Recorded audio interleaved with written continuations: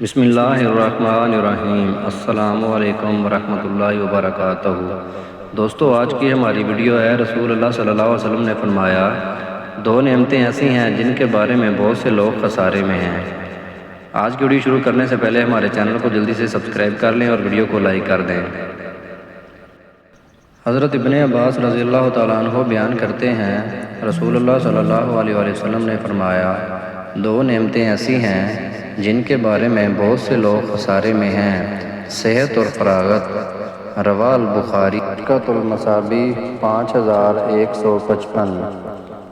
حضرت مستورد بن شداد رضی اللہ تعالیٰ عنہ بیان کرتے ہیں میں نے رسول اللہ صلی اللہ علیہ وسلم کو فرماتے ہوئے سنا، اللہ کی قسم، آخرت کے مقابلے میں دنیا کی مثال بس ایسے ہی ہے جیسے تم میں سے کوئی اپنی انگلی سمندر میں ڈبوئے، پھر وہ دیکھے کہ وہ انگلی پانی کی کتنی مقدار کے ساتھ لوٹتی ہے۔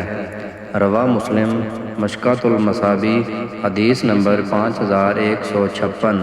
حضرت جابر رضی اللہ تعالیٰ عنہ سے روایت ہے کہ رسول اللہ صلی اللہ علیہ وسلم بکری کے ایک چھوٹے کانوں والے مردار بچے کے پاس سے گزرے تو آپ صلی اللہ علیہ وسلم نے فرمایا، تم میں سے کون اسے 1 درہم میں لینا پسند کرے گا؟ صحابہ نے عرض کیا، ہم تو اسے کسی معمولی چیز کے بدلے میں لینا بھی پسند نہیں کرتے۔ آپ صلی اللہ علیہ وسلم نے فرمایا، اللہ کی قسم، اللہ کے نزدیک دنیا اس سے بھی زیادہ حقیر ہے جتنا یہ بکری کا مردہ بچہ تمہارے نزدیک حقیر ہے۔ مشکۃ المصابیح حدیث نمبر 5157۔ حضرت ابو ہریرہ رضی اللہ تعالیٰ عنہ بیان کرتے ہیں رسول اللہ صلی اللہ علیہ وسلم نے فرمایا، دنیا مومن کے لیے قید خانہ جبکہ کافر کے لیے جنت ہے۔ مشکۃ المصابیح حدیث نمبر 5158۔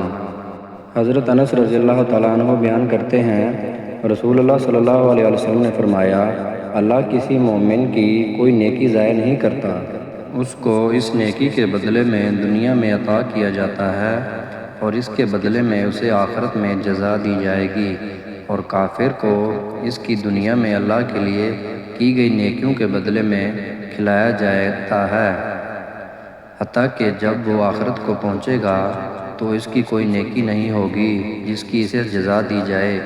رواہ مسلم۔ مشکۃ المصابیح حدیث نمبر 5159۔ دوستو، مزید اس طرح کی اسلامک ویڈیو دیکھنے کے لیے ہماری ویڈیو کو لائک کر دیں اور چینل کو سبسکرائب کر لیں۔ شکریہ۔